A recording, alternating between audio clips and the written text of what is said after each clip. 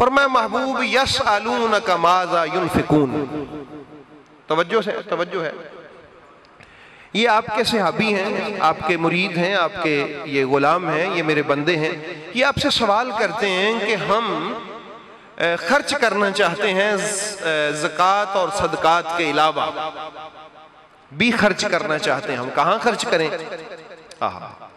کیا سوال ہے، یہ قرآن میں واقع آ گیا ہے۔ صحابہ نے نبی پاک سے پوچھا، اب اللہ نے اپنے نبی کی بارگاہ میں یہ پیغام، اپنے نبی کو یہ پیغام عطا فرمایا، فرمایا محبوب یہ آپ کے سوالی ہیں اور پوچھتے ہیں کہ یا رسول اللہ صلی اللہ علیہ وسلم ہم نے خرچ کرنا ہے، ہمارے پاس پیسے ہیں، ہم کہاں خرچ کریں؟ کس جگہ پہ بہتر ہے خرچ کرنا؟ بہترین مصرف، اچھی جگہ خرچ کرنے کی کون سی ہے؟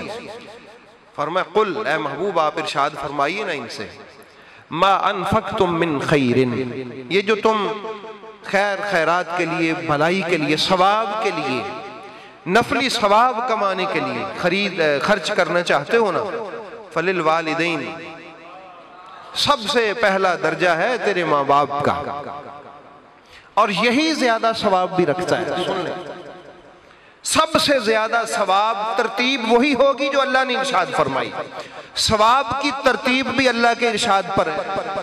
فرمایا قل ما انفقتم من خیر فللوالدین، اگر تم خرچ ہی کرنا چاہتے ہو تو جو سب سے پہلے خرچ کرنے کی جگہ ہے نا وہ تیرے ماں باپ ہیں۔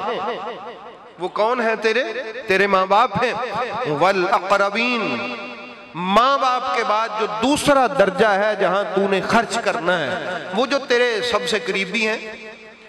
اب اس کی شرح میں حدیث پاک ہے کہ سب سے قریبی اس کی بیوی ہے اور اس کے بچے، اس میں والاقربین سب سے قریبی اس کی کون ہے؟ بیوی، اور اس کے بندے بڑے بڑے شاہ خرچ ہوتے ہیں، وہ اپنے دوستوں میں شاہ خرچیاں کرتے ہیں، اپنے یار بیلیوں میں، ہم جولیوں میں، اپنے دوستوں میں، اور پتہ نہیں کیسے کیسے کھانے کھاتے ہیں، ٹھیک ہے، پارٹیاں کرتے ہیں۔ اللہ پاک نے ارشاد فرمایا سب سے پہلا حق ہے اس شاہ خرچی کا تیرے والدین، دوسرا حق ہے تیرے بیوی بچے، اور اقربین میں تیسرا حق ہے پھر تیرے بہن بھائی۔ مسئلہ سمجھ آ گیا؟ یہ خرچ کرنے کی ترتیب ہے جو قرآن اور حدیث نے ہمیں سکھائی ہے۔ یہ اللہ پاک نے ارشاد فرمایا، بندہ باہر شاہ خرچیاں کرے، اپنے بیوی بچوں کو کبھی کوئی اچھی چیز کھلائی نہ، سب سے پہلے اچھی چیز پہنانا، اچھی چیز کھلانا ماں باپ اور بیوی کا حق ہے، اور پھر بچوں کا حق ہے۔ بندے بیویوں کو خرچہ ہی نہیں دیتے، مرد حضرات بیویوں کو خرچہ ہی نہیں دیتے۔ ہم تجھے خرچے کی کیا ضرورت ہے؟ میں نے تجھے یہ روٹی کے لیے سامان تو لا کے دیا ہے کچن کا، تجھے خرچے کی کوئی ضرورت نہیں ہے۔ نہیں احباب گرامی، اتنے خرچے باہر کرنے والے بندے کو میرا رب فرماتا ہے میرا قرآن پڑھ۔ یہ خرچہ کرنے کی جگہ باہر کے لوگ بعد میں ہیں، یہ مسجدیں بعد میں ہیں، یہ مدرسے بعد میں ہیں، یہ یتیم غریب مسکین بعد میں ہیں۔ سب سے پہلا درجہ تیرے خرچہ کرنے کا تیرے ماں باپ ہیں اور تیرے بیوی بچے ہیں۔ قرآن کا مزاج سمجھ آ رہا ہے؟ قرآن چاہتا ہے خوبصورت معاشرہ رہے، خوبصورت گھر رہے۔ بتائیے مجھے، اگر کسی کے پاس ہو اور وہ اس ترتیب سے خرچ کرے جو ترتیب اللہ نے بتائی ہے، اس کے گھر میں خوشی ہوگی کہ نہیں؟ اس کی ماں بھی خوش، اس کا باپ بھی خوش، اس کی بیوی بھی خوش، اس کے بچے بھی خوش، وہ ان پر خرچ کرتا ہے، ان کو اچھا کھانا کھلاتا ہے، ان کے لیے اچھے کپڑے لاتا ہے، ان کو وہ بہترین اپنی طبیعت کے مطابق، اپنی استطاعت کے مطابق وہ ان کو اچھا دیتا ہے۔ یہ میرے اللہ کے قرآن نے ہمیں یہ سکھایا ہے۔ فرمایا محبوب ان کی تربیت کریں آپ کے یہ امتی ہیں، یہ آپ کے غلام ہیں، یہ آپ سے پوچھتے ہیں۔ آپ یوں سمجھیے آپ نے آج پوچھا ہے، آپ نے آج پوچھا ہے، میں نے آج پوچھا ہے۔ جب ہم نے آج پوچھا تو قرآن سے آواز آئی ایسے خرچ کرنا۔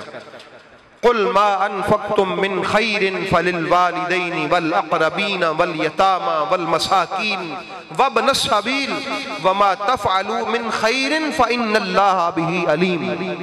فرمایا تم جو بھی خیر کے ساتھ خرچ کرو گے نا، اللہ کے علم میں ہے تم نے کیا خرچ کیا، اللہ علیم ہے، اس کے علم میں ہے کہ تم نے کیا خرچ کیا ہے۔ آپ کو سمجھ آ گئی ہے خرچ کرنے کی ترتیب کیا ہے؟ یہ آپ نے اور میں نے بیٹھ کے ترتیب نہیں دیا، یعنی ہم نے یہ کوئی چارٹ نہیں بنایا کہ جب خرچ کرنا ہے تو کیسے خرچ کرنا ہے۔ اللہ پاک فرماتا ہے اللہ والیا پہلے اپنا گھر تے راضی کرنا، باہر پنڈ راضی کرنے تو رہے ہیں تو پہلے اپنی ماں باپ اور اپنی بیوی تو راضی کر، جب یہ ہی نہیں راضی تو تو دوسروں کو راضی بھی کرتا پھرے، یتیموں مسکینوں اور مسافروں کو، تو وہ تیرا کسی کھاتے میں نہیں ہے۔ پہلے اپنی ترتیب درست کر، اپنے گھر والوں کو راضی کر، جب وہ راضی ہے تو پھر تیرے باقی خیر خیرات پر بھی اللہ تعالیٰ راضی ہے۔ یہ ترتیب ہے۔ ہم لوگ جو ہے نا مولوی، ہم صرف خیرات میں بتاتے ہیں درس کا۔ یہ جو ہمارا قبیلہ ہے نا مولویوں کا، چونکہ ہمارے پاس درس ہوتا ہے اور ہمارے پاس ہوتی ہے مسجد، ٹھیک ہے، ہم نے جب بھی یہ بات رکھنی ہوتی ہے نا، وہ ہم نے درس اور مسجد کی پہلے آگے رکھنی ہوتی ہے۔ اتنا ثواب، مسجد کا اتنا ثواب، مسجد میں آپ نے دے دیا تو آپ کا جنت میں پلاٹ بن گیا۔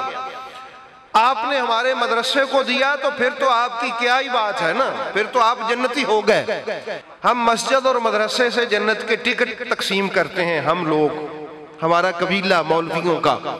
لیکن احباب گرامی جو اللہ نے ترتیب دی ہے وہ ایسے نہیں ہے، وہ اور طرح سے ہے۔ وہ ہے پہلے درجہ ہے ماں باپ کا، پھر بیوی بچوں کا ہے، پھر اپنے بہن بھائیوں کا ہے، پھر آگے یتیم غربا مساکین، اور پھر یہ آگے ہیں۔